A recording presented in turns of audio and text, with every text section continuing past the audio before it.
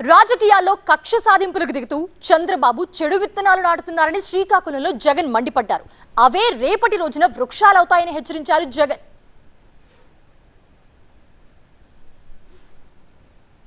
ఒకరికొక న్యాయం వర్తింపజేస్తే నిజంగా బతకదు, వ్యవస్థ అనేది బతకదు. ఒక చెడు విత్తనాలు నాటుతా ఉన్నారు. ఈ చెడు విత్తనాలు రేపొద్దున వృక్షాలు అవుతాయి.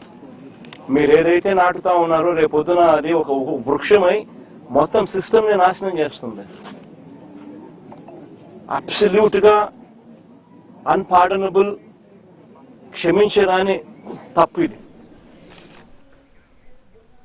ఒక చిన్న పిల్లాడు అనుకోకుండా చేసిన యాక్సిడెంట్ ను రాజకీయంగా వాడుకునే ప్రయత్నం చేస్తున్న చంద్రబాబు ఏ తరహా సంకేతాలు పంపిస్తున్నారో చెప్పాలని ప్రశ్నించారు జగన్.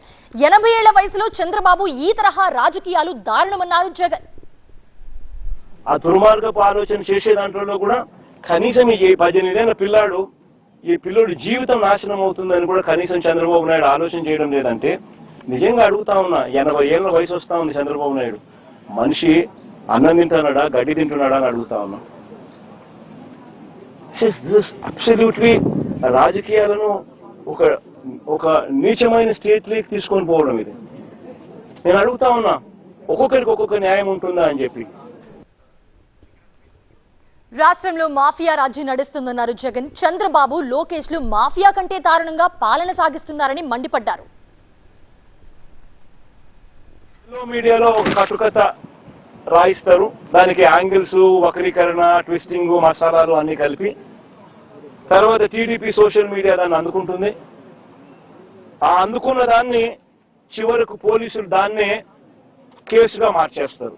నిజంగా రాష్ట్రంలో జరుగుతా ఉన్న మాఫియా సామ్రాజ్యం ఇదే. ఇది ఓ ఈనాడు, ఒక ఆంధ్రజ్యోతి, ఓ టీవీ5, ఓ చంద్రబాబు, ఓ లోకేష్, వీళ్ళకి సంబంధించిన గవర్నమెంట్, వీళ్ళకి సంబంధించిన పోలీసులు, ఇది ఒక మాఫియా సామ్రాజ్యం.